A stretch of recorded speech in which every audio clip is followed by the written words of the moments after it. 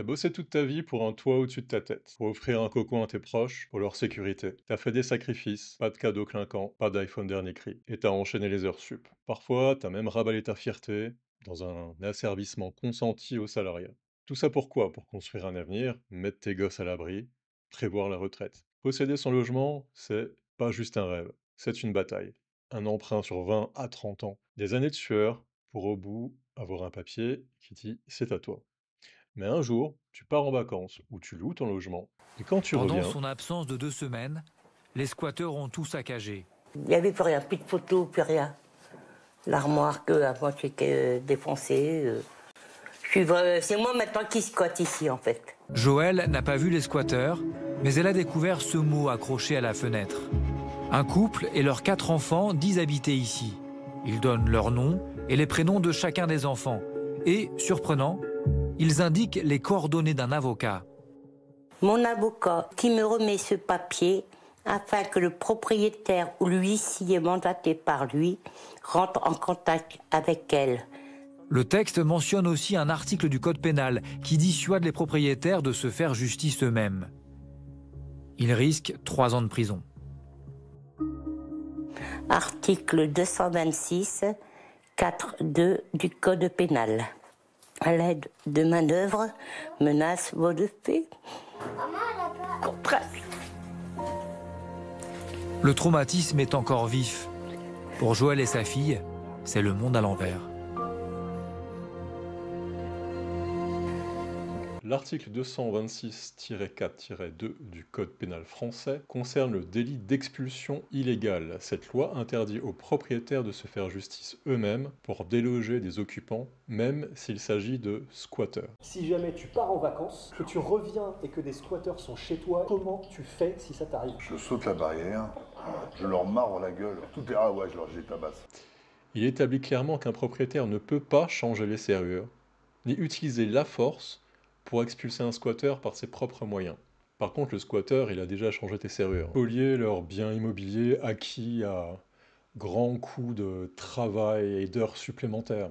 Des partis politiques d'extrême gauche, des assos financés par nos impôts, des avocats spécialisés dans le droit au logement et même des juges, biberonnés à l'idéologie communiste, pensent que ta propriété c'est le mal absolu. Ton bien durement gagné pourrait être donné à d'autres, en tout cas ta résidence secondaire. Pourquoi? Parce qu'ils en auraient plus besoin que toi, les nouveaux arrivants. C'est ce qu'on appelle l'humanisme, ou être dans le camp du bien. En France, être proprio, c'est être vu comme un privilégié. Pourtant, t'es juste un citoyen lambda, qui paie les frais de notaire, ton emprunt, ton assurance, ta taxe foncière, et même après ta mort, tes droits de succession. C'est un vrai chemin de croix. Alors quand les assos donnent le mode d'emploi pour contourner la loi, le squat de A à Z, avec l'aide d'avocats spécialisés dans le droit au logement, dans un contexte où les logements sociaux manquent cruellement, t'as une marée humaine prête à squatter et toi, proprio, t'es la cible. L'huissier mandaté par les propriétaires vient d'arriver. C'est en très mauvais état à l'intérieur, ça je vous le confirme. Ensuite, ouais, je comprends votre émotion parce que ça a été un lieu de vie pour vous, un lieu de vie de votre maman. Une trentaine d'agents est réquisitionné pour l'expulsion. Un dispositif classique pour une évacuation d'un squat avec plusieurs familles. La police investit les lieux et demande aux occupants de partir. Ils sont 24 personnes, 13 adultes et 11 enfants, qui sortent les uns après les autres avec leurs affaires. Alors on a une nouvelle loi, la loi Kasbarian, qui a été votée le 27 juillet 2023 et qui vient apparemment d'être juste mise en application, là, en cet été 2025. Qu'est-ce que permet cette loi? D'abord, elle permet de sanctionner, vous l'avez dit tout à l'heure, plus durement les squatteurs, en triplant les sanctions pénales qui pèsent sur les squatteurs. On crée également dans ces sanctions-là un délit pour ceux qui font la promotion, l'apologie, la publicité du squat. Par exemple, ces guides du bon squatteur qui pouvaient circuler seront punis par la loi. Le deuxième élément sur les squats, c'est que cette loi, elle va permettre d'accélérer l'expulsion des squatteurs avec une procédure préfectorale qui sort renforcée avec notre loi et qui va permettre de sortir des squatteurs, y compris quand c'est une résidence secondaire, y compris quand c'est un logement qui est vide de meubles. Donc quand il y a un local d'habitation et que vous êtes victime de squatteurs, vous portez plainte, vous saisissez le préfet et en quelques jours, entre 24 heures et une semaine, les squatteurs seront sortis par une procédure express de la préfecture. Donc, la loi Kasbarian, Elle a voulu frapper fort, et c'est vrai, elle a multiplié par 3 en définitive les peines et les amendes. Donc 3 ans de prison et 45 000 € d'amende pour violation de domicile, donc par voie de fait, c'est pénal, et 2 ans et 30 000 € pour occupation frauduleuse. Ça, normalement, c'est pour ceux qui viennent, ils louent ton appart, et puis ils y restent. C'est ça, l'occupation frauduleuse. Ah, mais j'ai envie de mourir. Ce qu'on va faire, on va se décaler pour pas qu'ils vous voient. Ce qu'on va vous expliquer, c'est que les lois qui sont faites, là, il suffit qu'ils restent chez vous 48 heures. Mais ils sont plus de 48 heures là. Ah non, mais il suffit que la loi, il faut que s'ils sont plus de 48 heures, ils commandent une pizza. Vas-y, ils ont changé les factures. Ils mettent l'adresse d'ici, vous pouvez plus les virer. Mais c'est ce qu'ils ont fait. C'est ce qu'ils ont fait.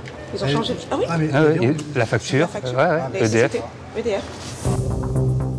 La propriétaire a toutes les raisons d'être inquiète. Les lois sur le logement protègent souvent les locataires indélicats. Pour expulser des squatteurs, la procédure judiciaire est très longue. En moyenne, 2 à 3 ans.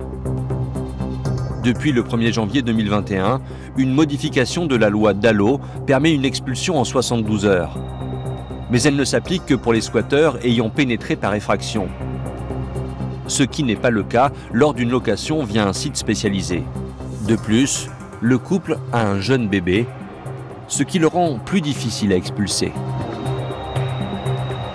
La pauvre dame, je lui dis avant que vous arrivez, désolé, on va trouver une solution, vous payez votre loyer, les serrures vont être changées, c'est pas la peine de nous prendre pour des clochards. Non, c'est des squatteurs, parce que ça a été payé 800 € jusqu'à demain matin. Quand vous changez les serrures, vous êtes des squatteurs. Ouais, on est des squatteurs, C'est comme ça que ça s'appelle, voilà. On n'a pas le choix, madame. Vous avez des enfants. Pas payé quoi, elle a pas payé, j'ai payé jusqu'à demain. Après voilà, elle ne me mettra pas dehors. Mon fils, moi et mon fils, on n'ira pas dehors. Cette loi, c'est la plus répressive depuis 30 ans. Après la loi Dallot, ASAP, et j'en passe. Mais il y a un piège, 2 types d'entrée illégale existent donc. La voie de fait, effraction, ruse, violence. Bref, on pète la porte.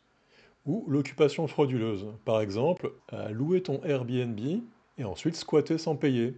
Changer les serrures, pourquoi pas, hein, c'est ce qu'ils font habituellement.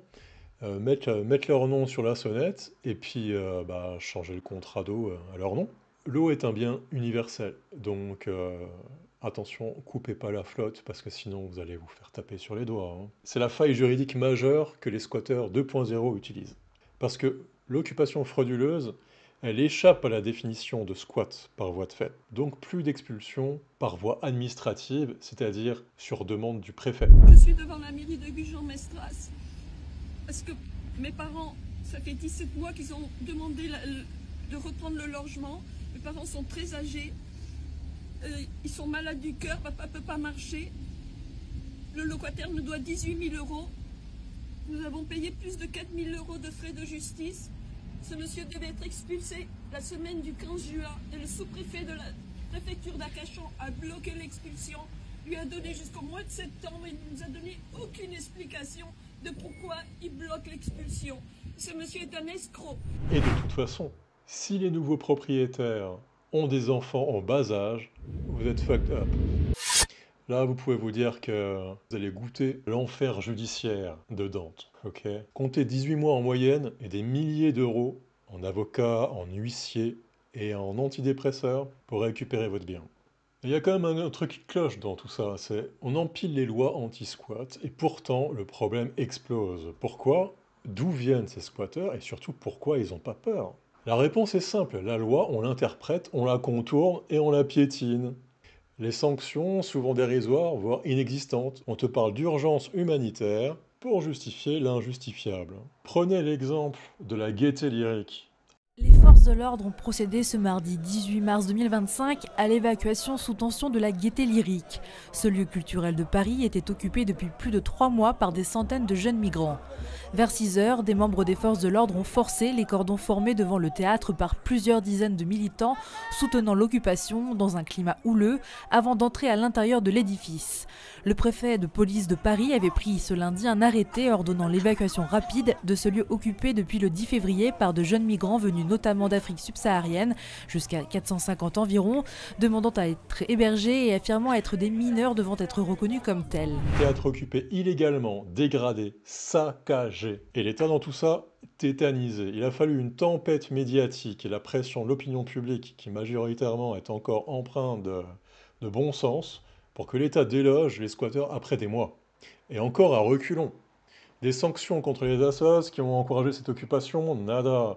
Des poursuites contre les squatteurs, rien. Les artistes lésés, que dalle. Tout est gratuit, payé par qui?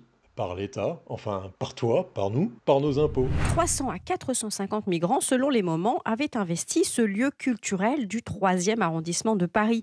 Un groupe manipulé par un collectif, je cite, décolonial, antiraciste, spécialisé surtout dans l'utilisation politique de la misère d'autrui. Ces migrants s'étaient installés avec la bénédiction de la direction de la Gaîté Lyrique. Un endroit qui a fait des migrations une de ses thématiques phares, déclinées en concerts, en conférences et en expositions. Quelque temps plus tard, les équipes avaient néanmoins fini par jeter l'éponge. Elles avaient rendu les clés à la mairie de Paris, qui est propriétaire des murs. Elles avaient été débordées par la masse dans un lieu absolument pas fait pour ça. Jusqu'à l'expulsion le 18 mars par la préfecture de police pour trouble à l'ordre public. Bon, et les dégâts à constater depuis cette évacuation sont très importants. Bon, d'abord, le théâtre est usé par l'occupation, selon les mots de la direction. Il a besoin d'être remis en état. Et puis surtout, les pertes d'exploitation. Spectacles, expositions annulées pour un lieu qui vit à 70% de sa billetterie, ça a fait un énorme trou dans la trésorerie. La procédure de sauvegarde menace et 70 emplois sont en jeu. Et la Gaîté Lyrique appelle à l'aide. Eh bien oui, elle a besoin de 3 millions d'euros pour éponger la perte d'exploitation et se remettre en route. Alors elle a évidemment et logiquement toqué à la porte de la mairie de Paris qui, comme elle, avait soutenu l'occupation et qui s'était engagée à compenser financièrement une partie des pertes. Mais la directrice de la Gaîté Lyrique se dit aujourd'hui abandonnée par la municipalité qui ne veut pas cracher au bassinet. Et cet État, il est où? À chercher des miettes pour boucler son budget, à vouloir nous supprimer les jours fériés, avec le FMI derrière son dos, qui nous pointe un gun. Le squat, c'est la pointe de l'iceberg, un symptôme des maux qui gangrènent la France. Un système judiciaire à bout de souffle, croulant sous les affaires, une pression migratoire incontrôlée qui fait exploser la demande de logement, l'État criblé de dettes sur des générations qui ne financent pas assez de logements sociaux. Et pendant ce temps, nos joyeux élus claquent l'argent public pour acheter des votes et une paix sociale en toc. Jusqu'à présent, tout va bien. Jusqu'à présent, tout va bien. Jusqu'au jour où les gens excédés décideront de se faire justice eux-mêmes.